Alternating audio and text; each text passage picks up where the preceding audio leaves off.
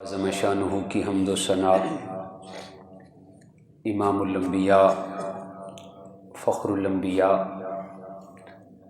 حضور زینت کائنات، بزم کائنات والی کائنات، محسن انسانیت، اسوہ عالمیت، احمد مجتبیٰ جناب محمد مصطفیٰ علیہ تحیت و ثنا،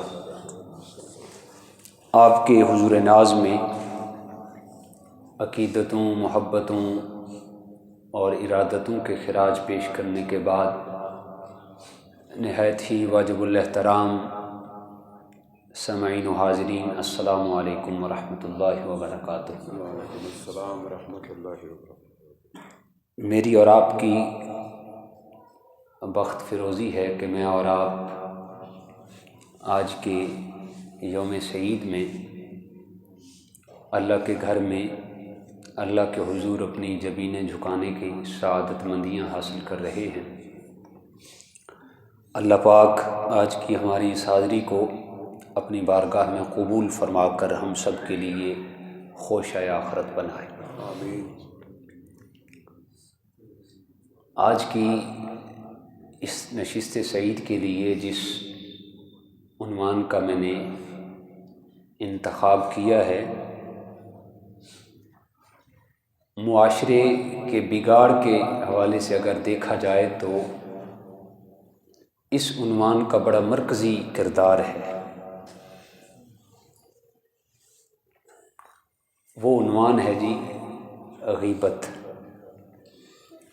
چند معروضات اس حوالے سے میں نے آپ کی گوش گزار کرنی ہے۔ اللہ پاک ہم سب کو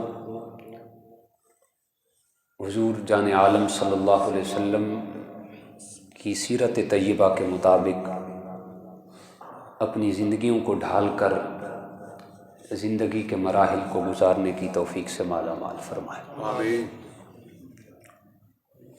سورہ حجرات کی آیت نمبر 12 میں نے آپ کے گوش گزار کرنے کی سعادت حاصل کی ہے۔ یہ 26 سپارے کے اندر ہے۔ یہ سورہ مبارکہ ان صورتوں میں سے ہے جو مدنی زندگی کے اندر نازل ہوئی۔ یہ اس وقت نازل ہوئی جب قبیلہ بنی تمیم کے چند لوگ حضور جان عالم صلی اللہ علیہ وسلم کی بارگاہ میں اس وقت براجمان ہوئے جب آقا کائنات صلی اللہ علیہ وسلم مسجد سے ملحق اپنے گھر میں تشریف فرما تھے۔ چند لوگ آئے اور انہوں نے بغیر کسی انتظار کے باہر کھڑے ہو کر آوازیں کسنا شروع کر دیں، اے محمد باہر آئیے، اے محمد باہر آئیے۔ تو اللہ پاک کو یہ انداز ان کا پسند نہ آیا۔ اللہ پاک نے اس موقع پر اس سورہ کا نزول فرمایا، اس کی پہلی آیت مبارکہ کو نازل کیا، یا ایھا الذین آمنوا لا تقدموا بین یدی اللہ ورسولہ، اس پوری آیت کو۔ اور اس سورہ کی باقی آیات جو ہیں وہ بھی اس کے ساتھ ملحق نازل ہوئی۔ جو آیت نمبر 12 میں نے تلاوت کرنے کی سعادت حاصل کی، اس کے شان نزول میں بھی ایک واقعہ رونما ہوا۔ ارشاد باری تعالیٰ ہوتا ہے، یا ایھا الذین آمنوا اجتنبوا کثیرا من الظن، اے ایمان والو کثرت کے ساتھ بدگمانیوں سے اجتناب کرو۔ یعنی بدگمانی من الظن، کثیر انداز میں ظن سے اجتناب کرو، یعنی تمہارا جو ظن ہے، تمہارا جو گمان ہے وہ زیادہ نہیں ہونا چاہیے، تھوڑے کی اجازت ہے۔ کثیرا من الظن، کثرت کے ساتھ تم نے ظن کو اپنے اوپر نافذ نہیں کرنا۔ کیوں؟ اس وجہ سے ان بعض الظن اثم، کچھ ظن تو ایسے ہوتے ہیں جو جائز ہیں، جو اچھے ہوتے ہیں، اور کچھ ظن ایسے ہوتے ہیں جو گناہ ہے، اثم جو گناہ ہے۔ ولا تجسسوا، اور ایک دوسرے کی جاسوسی مت کیا کرو، ادھر کی بات سن کے ادھر کو بتا دی، ادھر کی بات سن کے ادھر والے کو بتا دی۔ ولا یغتب بعضکم بعضا، اور ایک دوسرے کی غیبت نہ کیا کرو۔ ایحب احدکم، کیا تم میں سے کوئی ایک پسند کرتا ہے اس بات کو، ان یاکل لحم اخیہ، کہ وہ اپنے ایسے بھائی کا گوشت کھائے جو کہ اس کا بھائی مردہ ہو، فکرہتموہ، اور تم ہرگز اس بات کو پسند نہیں کرتے۔ ان اللہ تواب الرحیم، بے شک اللہ بہت زیادہ توبہ قبول کرنے والا ہے اور بہت زیادہ رحم کرنے والا ہے۔ اس آیت کریمہ کے اندر اللہ پاک نے ایک ضابطہ حیات دیا، انسان کو دستور العمل دیا۔ اگر معاشرے کی اصلاح چاہتے ہو، معاشرے کی تشکیل چاہتے ہو، اگر چاہتے ہو کہ معاشرہ پیار محبت، اخوت، بھائی چارے اور رواداری کا عکس نظر آئے، تو پھر فرمایا ولا یغتب بعضکم بعضا ولا تجسسوا، نہ تم نے ایک دوسرے کی جاسوسی کرنی ہے، نہ تم نے ایک دوسرے کی غیبت کرنی ہے۔ حضور سرور کائنات صلی اللہ علیہ وسلم ایک سفر پر تشریف لے کے جا رہے تھے، تو حضور سرور کائنات صلی اللہ علیہ وسلم نے حضرت سیدنا سلمان فارسی رضی اللہ تعالیٰ عنہ، جن کے بارے میں میرے آقا نے فرمایا سلمان منا اہل البیت، کہ سلمان فارسی میرے اہل بیت میں سے ہے۔ کہاں فارس سے حضرت سلمان فارسی چلے، بکتے بکاتے، راہبوں اور پنڈتوں کی خدمتیں کرتے کرتے فارس سے چلتے ہوئے حضور علیہ السلام کی بارگاہ میں آئے، اور پھر وہ بڑا مشہور واقعہ ہے، غالباً 1-2 سال پہلے میں نے حضرت سلمان فارسی کے ایمان لانے کے حوالے سے خطبہ جمعہ دیا تھا، 2 سال ہونے کو ہیں۔ وہ بڑا دلچسپ واقعہ ہے، کیسے آپ ایمان لائے۔ اس انداز میں حضور کے ساتھ محبت کی، الفت اور یدانگت کی مثال پیش کی۔ میرے آقا نے حرم کعبہ میں کھڑے ہو کر سلمان کا ہاتھ پکڑ کر فرمایا سلمان منا اہل البیت، آج کے بعد یہ نہ کہنا کہ سلمان فارس کا ہے، آج کے بعد یہ نہ کہنا کہ سلمان کا ہم سے رشتہ کوئی نہیں، آج کے بعد یہ نہ کہنا کہ سلمان فارسی تو بکتے بکاتے مکہ کے اندر آ گیا اور مدینے کے اندر آ گیا، بلکہ آج کے بعد سلمان منا اہل البیت، سلمان فارسی میرے اہل بیت کا حصہ ہے۔ حضرت سلمان فارسی بھی ساتھ تھے اس سفر میں، حضرت سیدنا عمر فاروق بھی ساتھ تھے۔ تو حضور علیہ السلام نے 2 آدمیوں کے حضرت سلمان فارسی کو سپرد کر دیا کہ تم نے ان 2 آدمیوں کے ساتھ رہنا ہے اور ان کے کھانے پینے کا انتظام کرنا ہے۔ سفر چلتا رہا، ایک موقع پہ پڑاؤ کیا تو حضرت سلمان فارسی رضی اللہ تعالیٰ عنہ خیمے لگا دیے گئے، تو خیمے کے اندر بیٹھنے کی دیر تھی، سفر کی تھکاوٹ کی وجہ سے آپ کو نیند آ گئی حضرت سلمان فارسی رضی اللہ تعالیٰ عنہ کو۔ تو کھانے پینے کا کوئی سامان تیار نہیں کیا آپ نے۔ تو جب آپ بیدار ہوئے تو انہوں نے پوچھا ہاں بھی کھانے پینے کا سامان تیار کیا ہے؟ تو آپ نے فرمایا نہیں۔ تو وہ کہنے لگے اب جاؤ، جا کر حضور جان عالم صلی اللہ علیہ وسلم سے بچا ہوا سالن مانگ کے لاؤ تاکہ ہم کچھ کھائیں۔ حضرت سلمان فارسی رضی اللہ تعالیٰ عنہ وہاں سے چلے، حضور علیہ السلام کی بارگاہ میں آئے۔ پیچھے جو 2 آدمی تھے ان میں سے ایک نے دوسرے کو کہا کس شخص کو تو نے بھیج دیا ہے؟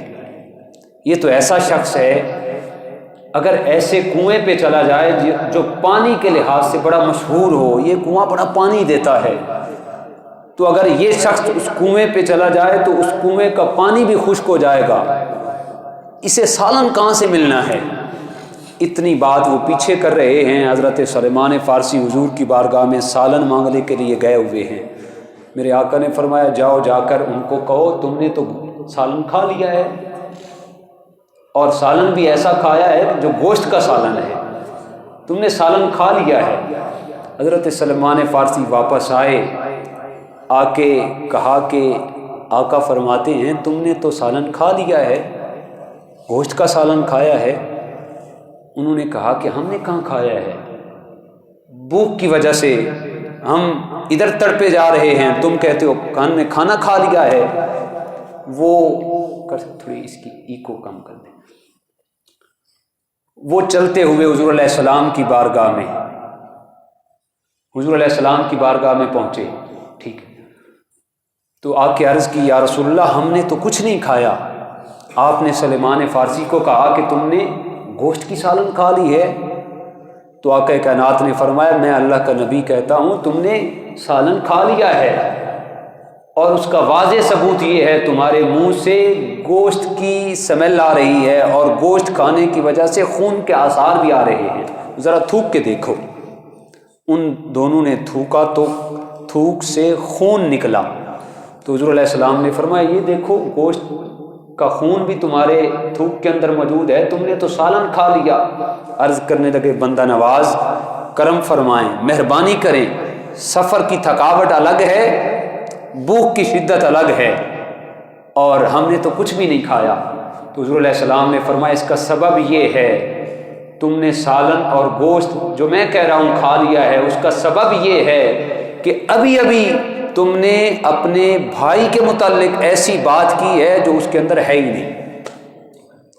اس بھائی کے پیٹھ کے پیچھے تم نے ایسی بات کہی ہے جو مردہ بھائی کے گوشت کھانے کے برابر ہے، لہذا تم نے سالن کھا لیا ہے۔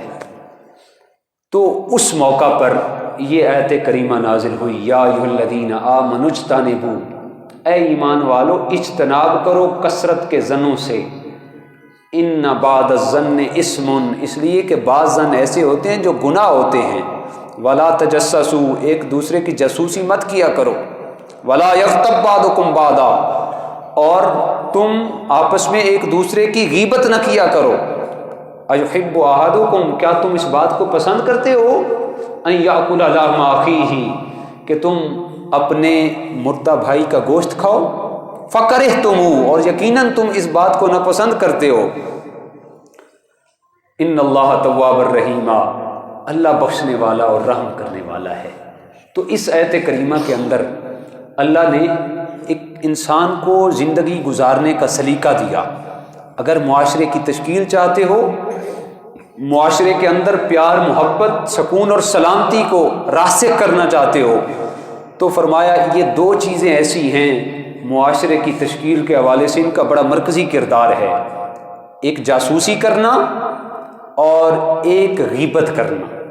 بدقسمتی سے آج یہ دونوں چیزیں ہمارے معاشرے کے اندر راسخ ہو چکی ہیں، ہم نہ چاہتے ہوئے بھی ایک دوسرے کی غیبت کر رہے ہیں، اور نہ چاہتے ہوئے بھی ایک دوسرے کی جاسوسی کر رہے ہیں، اور ہم اپنی طرف سے سیٹسفائی ہوتے ہیں کہ ہم نے کسی کی غیبت نہیں کی، ہم نے کسی کی جاسوسی نہیں کی۔ بدقسمتی سے آج ہوٹل چائے کے پھٹے تو درکنار، آج کل تو مساجد بھی اس سے محفوظ نہیں رہی۔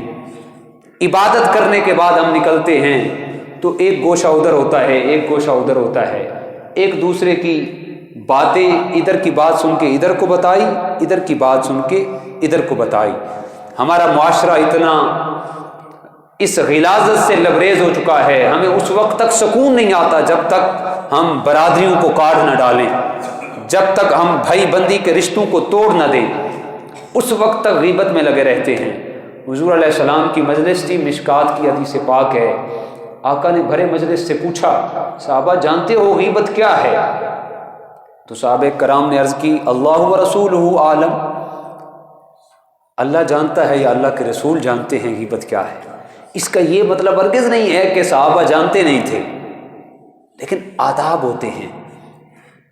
آج کل تو ایسا ہوتا ہے کہ ایک مسند نشین سب کچھ جاننے کے بعد الفاظ کے تقدیم و تاخیر کی وجہ سے، الفاظ کے آگے پیچھے ہونے کی وجہ سے، اگر سامعین کے مزاج کے مطابق کلام نہ کرے تو آگے سے لقمہ دے دیتے ہیں، یہ بات بھی ہے، حالانکہ مسند نشین ہے، وہ بات بولنی ہوتی ہے، اس کے کلام کا حصہ ہوتا ہے، لیکن وہ کہتے ہیں نہیں یہ بات بھی ہے، پھر بتانا پڑتا ہے اب اس کو مکمل تو کرنے دیں، کیونکہ میں جس فیلڈ سے ریلیٹڈ ہوں بچے سوال کر دیتے ہیں، ان کو پھر کہتے ہیں بچے لیکچر کو پورا سنیں تو آپ تک بات کنفرم ہو جائے گی، کلیئر ہو جائے گی۔ تو صحابہ جاننے کے باوجود جب آقا پوچھتے تو صحابہ کا ایک ہی جواب ہوتا اللہ و رسولہ عالم، یا اللہ جانتا ہے یا اللہ کا رسول جانتا ہے۔ یعنی ادب کی وجہ سے، ادب اتنا تھا کہ ادب کی وجہ سے صحابہ جاننے کے باوجود بھی کہتے تھے ہم جانتے ہوئے بھی نہیں جانتے، جانتے ہوئے بھی نہیں جانتے، یا اللہ جانتا ہے یا اللہ کا رسول جانتا ہے۔ تو آقا کائنات جان رحمت صلی اللہ علیہ وسلم نے جب پوچھا جانتے ہو غیبت کیا ہے، صحابہ نے عرض کی یا رسول اللہ آپ بتا دیں غیبت کیا ہے۔ میرے آقا سرور عالم صلی اللہ علیہ وسلم نے ارشاد فرمایا غیبت یہ ہے کہ تم اپنے بھائی کی غیر موجودگی میں ایسی بات کہو جو اس کو پتہ چلے تو اس کو ناپسندیدگی ہو، وہ اس بات کو ناپسند کرے، وہ غیبت ہے۔ تو صحابی کھڑے ہو گئے، عرض کرنے لگے یا رسول اللہ اگر وہ چیز واقعتاً اس کے اندر موجود ہو پھر بھی غیبت ہوگی؟ آقا کائنات سرور عالم صلی اللہ علیہ وسلم نے فرمایا اگر وہ بات واقعتاً اس کے اندر موجود ہے جبھی تو غیبت ہے، اگر وہ بات اس کے اندر پائی جاتی ہے تب غیبت ہے، اگر اس کے اندر وہ بات پائی ہی نہیں جاتی پھر غیبت نہیں ہے، پھر تو بہتان ہے، اور بہتان کا گناہ غیبت سے بھی بڑھ کر ہے۔ تو حضور علیہ السلام نے واضح فرما دیا کہ غیبت ایسی بات، ایسا برا وصف، ایسی ذمیمہ صفت، ایسا فعل جو انسان کے اندر پایا جائے اور انسان کی غیر موجودگی میں اس بات کو دہرایا جائے جس بات کو وہ انسان ناپسند کرتا ہو تو وہ غیبت ہے۔ حتیٰ کہ ایک شخص میرے سامنے حاضر نہیں تھا، میں نے اس کے بارے میں یہ کہہ دیا کہ یہ تو بڑے لمبے قد کا بندہ ہے، یہ بہت زیادہ کھاتا ہے، یہ زیادہ دیر سوتا رہتا ہے، اس کے اندر وہ چیزیں پائی جا رہی ہیں، یہ بھی غیبت ہے۔ حضرت اکرمہ رضی اللہ تعالیٰ عنہ روایت کرتے ہیں حضرت اما عائشہ صدیقہ حضور علیہ السلام کی بارگاہ میں حاضر تھیں، ایک خاتون حضور علیہ السلام کی بارگاہ میں حاضر ہوئی، ایسی خواتین حاضر ہی قامت و طویل، جس کی قد و قامت جو تھی وہ بہت زیادہ طویل تھی، یعنی قد کی بہت زیادہ لمبی تھی۔ جو مسئلہ تھا حضور علیہ السلام کی بارگاہ میں پیش کیا، واپس چلی گئی، تو حضرت عائشہ صدیقہ عرض کرنے لگی یا رسول اللہ یہ تو بڑے لمبے قد کی عورت ہے۔ تو حضور علیہ السلام نے فرمایا الفظی غیبہ، اے عائشہ یہ الفاظ غیبت کے الفاظ ہیں، اس سے توبہ کرو، یہ لفظ غیبت کے ہیں۔ تو حضرت اما عائشہ صدیقہ نے جان عالم کی بارگاہ میں عرض کی بندہ نواز وہ تو واقعتاً ہی لمبے قد کی تھی، اس وجہ سے میں نے کہہ دیا کہ وہ لمبے قد کی ہے۔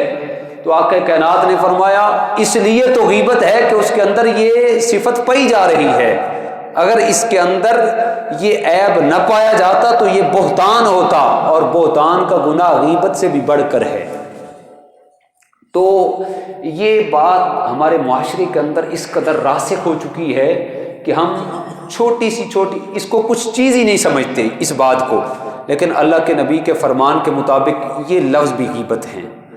اور حضور علیہ السلام نے یہاں تک ارشاد فرمایا الغیبت اشد من الزنا، آقا کائنات صلی اللہ علیہ وسلم نے ارشاد فرمایا غیبت جو ہے یہ بدکاری سے بھی بہت بڑا جرم ہے، بدکاری کرنے سے بھی بڑا جرم ہے غیبت کرنا، جس کو آج ہم سمجھتے ہی کچھ نہیں۔ حضور علیہ السلام کی بارگاہ میں عرض کی یا رسول اللہ وہ بدکاری سے کیسے بڑا جرم ہو گیا؟ تو آقا کائنات صلی اللہ علیہ وسلم نے ارشاد فرمایا اس لیے کہ جو شخص بدکاری کرتا ہے اگر اللہ کے حضور توبہ کر لے تو اللہ اس کی توبہ کو قبول فرما لیتا ہے، لیکن جو شخص غیبت کرتا ہے نادم ہونے کے باوجود، پریشان ہونے کے باوجود، اللہ سے توبہ کرنے کے باوجود گناہ بخشا نہیں جاتا جب تک جس کی غیبت کی ہے اس سے معافی نہیں مانگ لی جاتی۔ تو اس لیے فرمایا الغیبت اشد من الزنا، غیبت جو ہے یہ بدکاری سے بھی بدترین جرم ہے، بدکاری سے بھی بدترین عمل ہے۔ حضور علیہ السلام کا جب دور تھا تو ایک دفعہ ایسا ہوا، تاریخ بغداد کے اندر ہے، خطیب بغدادی نے لکھا کہ مدینہ طیبہ کے اندر عجیب و غریب قسم کی سمیل آنے لگی، بدبو آنے لگی، تو صحابہ دوڑتے ہوئے حضور علیہ السلام کی بارگاہ میں حاضر ہو گئے، عرض کرنے لگے یا رسول اللہ یہ کیسی بدبو آ رہی ہے؟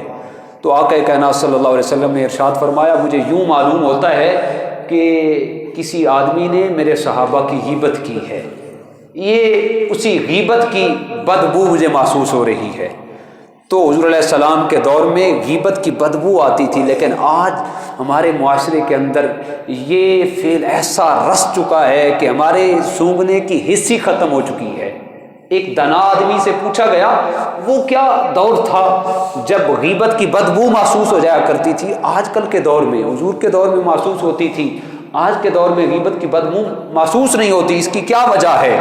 تو انہوں نے یہی جملہ ارشاد فرمایا کہ اس وقت غیبت کم ہوتی تھی جس کی وجہ سے بدبو محسوس کر لی جاتی تھی، لیکن آج غیبت کی اتنی کثرت ہو چکی ہے کہ ہمارے سونگھنے کی حس ہی ختم ہو گئی ہے۔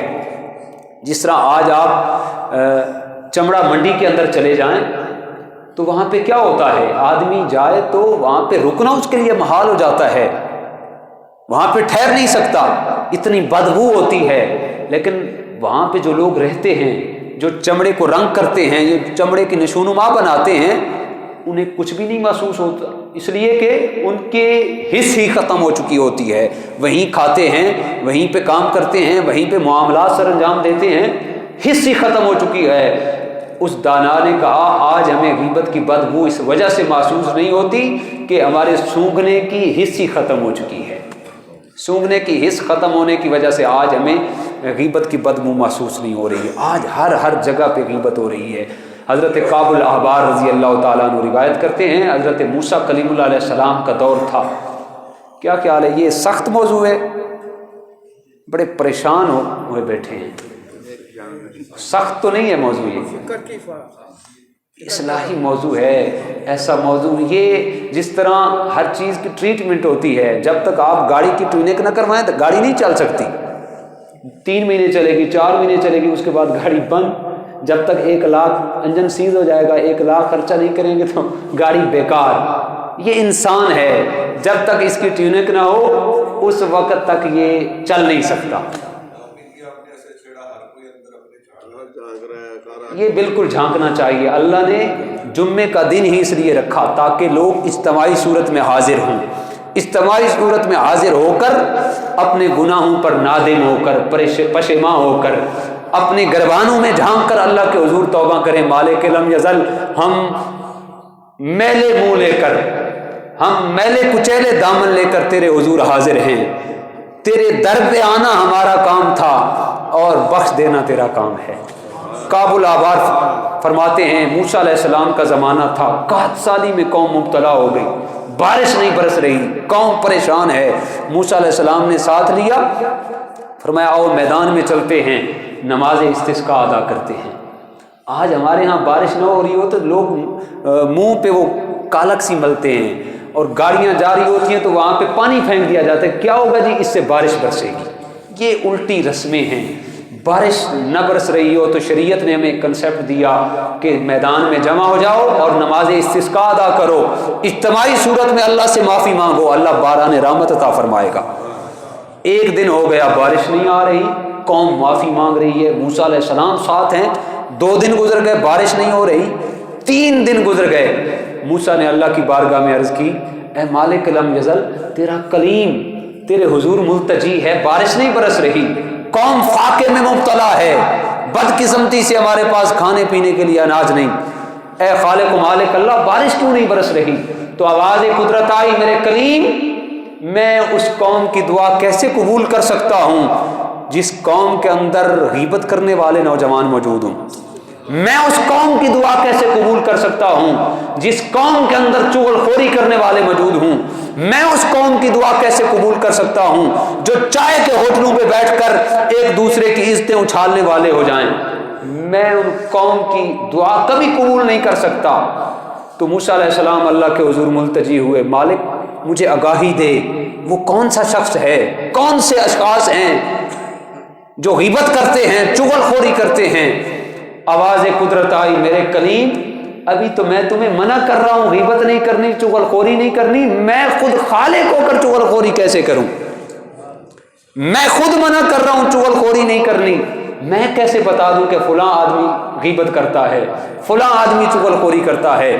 موسیٰ علیہ السلام عرض گزار ہوئے، مالک پھر ایک ہی طریقہ ہے، وہ یہی ہے کہ ہم سارے تیرے حضور اجتماعی صورت میں توبہ کرتے ہیں، ہماری توبہ کو قبول فرما۔